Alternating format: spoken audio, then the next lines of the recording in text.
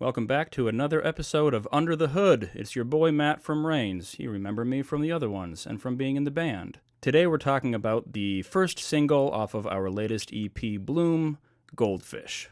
This one, hard to say, but I think this one was my favorite to put together. It is a very delicate song, and by that I mean that there's so much going on that everything really has to be in exactly the right place or it's going to be a disaster. So I'll show you a couple things that I did to make it not a disaster. I'll start with the mandolin riff. That's either, the heartbeat or the backbone or some sort of connective tissue of the song. Goes through the whole thing, and I'll solo this for you. So you'll see here that I have two mandolins, and there aren't two in the actual record, but what I often do, and I do not recommend this, I just do this because I have to, I'll use a VST a lot of the time to make sure that every note is exactly what I want it to be, and then I will redo that, playing it on a real instrument, so I'm not just making stuff up as I go along. So here's just the fake mandolin.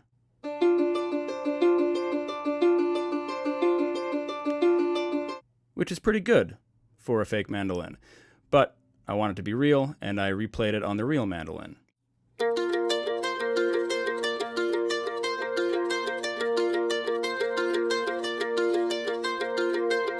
And right off the bat, something I think is cool about this song is that without any sort of backbeat, you can hear it in 3 or 6 or 12/8. So the session is in 4/4, 1, 2, 3, 4, but it's technically a song in 12/8 because that's that shuffle beat with the triplets over the 4, the 1, 2, 3, 4, 5, 6, 7, 8, 9, 10, 11, 12. And I don't know, I can't get enough of songs that have that triplet pattern over 4 on the floor. But with that kind of beat, 12 is divisible by 4. It's also divisible by 3 and 6. Is that the term? Divisible? Whatever. 6 goes into 12, 3 goes into 12, 4 goes into 12. So you can hear it a number of different ways. So I'll just play this again and count it in a different time signature. 1, 2, 3, 1, 2, 3, 1, 2, 3, 1, 2, 3, 1, 2, 3, 1, 2, 3. So without the accents placed exactly where they are in this mandolin pattern and in the pattern of everything else, if there were no drums, it would take a minute to kind of hear that it is in 12/8 and not in 3 or 6. And the song gets tricky immediately because the mandolin and the acoustic guitar are playing not necessarily counterpoint, but they are sort of arpeggiating harmonies in and around each other. I'll play that here real quick.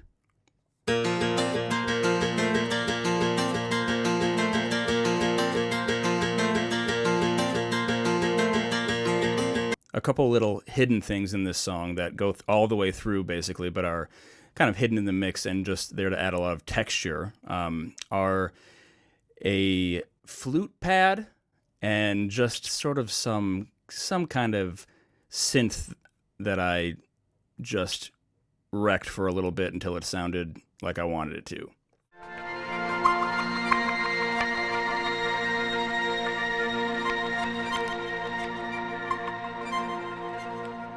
So you can kind of hear when that's soloed, all the little kind of blips and hiccups and everything. So it maintains the groove, but it's obviously a very sort of ambient sound.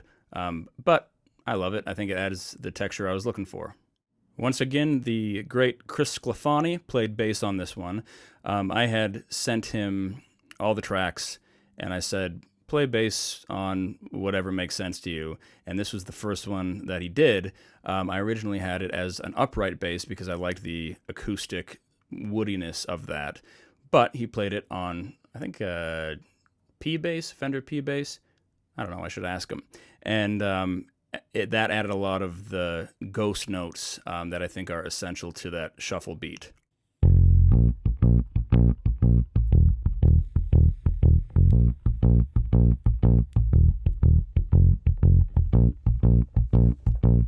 And And then as the song continues, there are other bass instrument elements that fill the space that the real bass is not playing.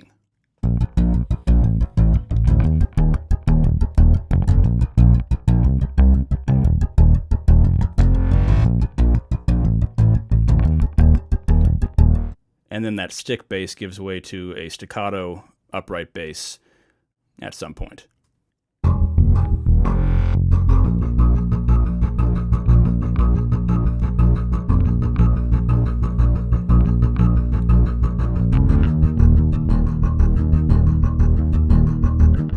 The bass is one of those things you don't miss until it's gone, and it's just so important.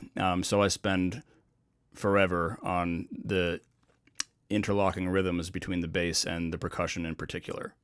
Speaking of percussion, this one I wanted to be extremely organic and, again, like as real as possible. I had my brother Luke play the bowrin. He came in and did it, I think, in 5 minutes and crushed it.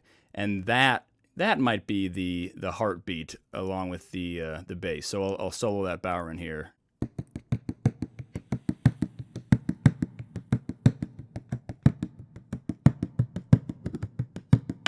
And then, of course, it builds and builds. Then I add some wood elements, just clicks and clacks, a shaker, and eventually a tambourine as well.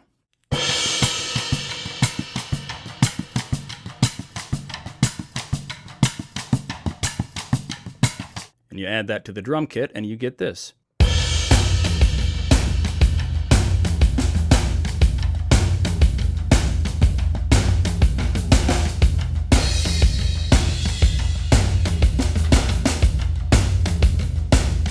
I've said this a million times in real life, maybe not on this particular series, but I hate looping stuff. I hate just copying and pasting, and especially in this song, there are just so many opportunities for really impactful accents, whether in the snare or with the cymbals, and I think being able to vary up the beat kind of every 8 bars, every 16 bars, adds a lot of life to a song that it wouldn't otherwise have. Now on to one of my favorite things, the string section. So with this, I did the same thing I did with the mandolin. So these are all VST strings. You can kind of see all the MIDI there, all these instances, all these key switches. It is just a smorgasbord of key switches, and for the uninitiated, the key switches are what give you the different articulations. If you want spiccato, if you want legato, if you want anything, if you get the right plugin, you can make it sound great. So this is just the fake strings.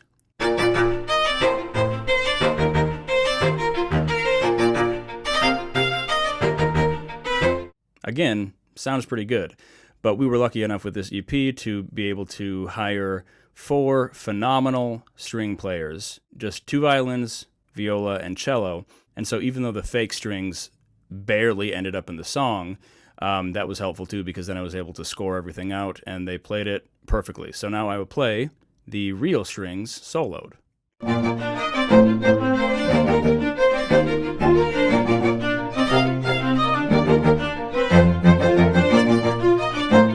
So you can see what I mean by delicate, right? There's space that can be taken advantage of, and there's space that shouldn't be taken advantage of. And it's always, just a bunch of decisions. What do you want to accent? What do you want to underline? What do you want to kind of ignore? And what feels the best? Just for fun, I'm going to play all the sort of more top-endy stuff, including the guitar, bouzouki, mandolin, all the little synths, and then the strings all together.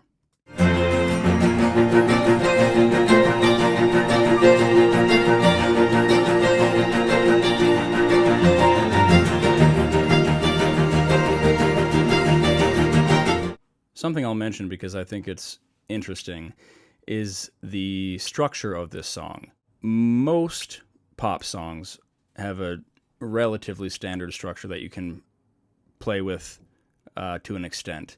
And this one, this is very much a case of a song wanting what it wants and going where it is going to go, because if you listen to it, it has just a bunch of parts, and I think it flows well. But one of the questions that we were asking ourselves when we were deciding on which song should be the first single was like, is this one too inaccessible? Because there's like an intro and a verse that makes sense, then there's like an instrumental part, then there's another verse, and then there's a chorus, and then there's another instrumental part. But then there are a couple parts that we don't even have names for, because it's like a build and then maybe another build, and then there's not really a bridge. And I didn't know what to call it, like how to put it together in a way that made sense using English language. So I called up a very good friend of mine who knows more about classical music than I do, and I sent him the demo, and I said, what is this? Like, what would you call this? And he said, it is a rhapsody. A rhapsody in music is a one-movement work that is episodic yet integrated, free-flowing in structure, featuring a range of highly contrasted moods, color, and tonality. That works for me. It's not really a rhapsody. It's not a classical piece. It's not an instrumental piece, and it's shorter than most rhapsodies. But that is a word that I like for it, because it really is sort of free-flowing, and it's not super predictable what's going to happen next. And the tonality and the contrasting moods are very much a part of this song. The verses are a lot more light. There's some chromatic string work. There is a very sort of bouncy, bubbly feel to it. And then the beat remains the same, more or less the same. But then, the I guess we can call it the chorus, has very lush legato strings, abandoning the spiccato, and thickens everything and expands it even more.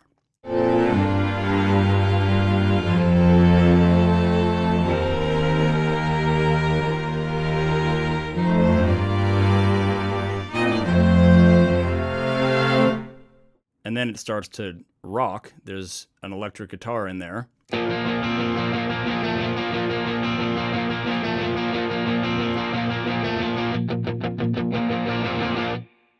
So there's a lot to fit in under 4 minutes, but it makes sense to me. I also tried to break the Raynes mold a little bit by having sort of scattered vocal harmonies and backing vocals in a similar way that I did with a couple of the other ones, where it's not just verbatim harmonies, everyone is singing the same thing at the same time. So in this first pre-chorus, I guess, whatever we're calling it, here are the soloed vocals. I could try to choke down the jealousy, 'cause the less I know, the less I have to forgive you for. So I'd rather you don't tell me anything. If there's somebody who gives you something that I can't give you anymore. That's also fun because Mark, being British, pronounces the word can't, and so we've got to sing that in a British accent, so it all makes sense together. And then we've got more harmonies in the build, I guess, one of the builds. If there's somebody who gives you something that I can't give you anymore, it's a beautiful home. Oh, didn't you want a beautiful home? And then I restrained myself from adding harmonies to both choruses. I guess there are 2 choruses in this song, right? I'd say that. The second one, which is the last one, couldn't help myself. Maybe if I saw what you see, we wouldn't be so lonely. And clearly I don't know what you need, but I know you don't need me. Before we conclude this episode of Under the Hood, I'm going to play one final thing. This is the... I can't figure out what I'm calling these parts.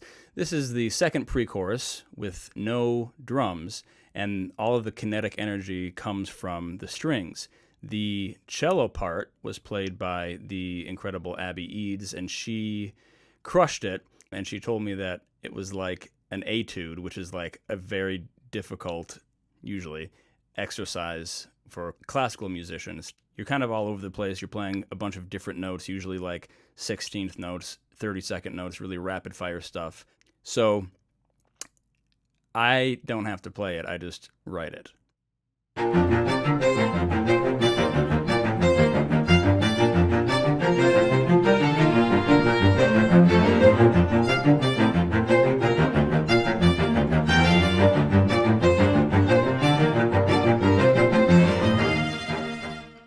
I got a solo with the cello. I gotta hear it.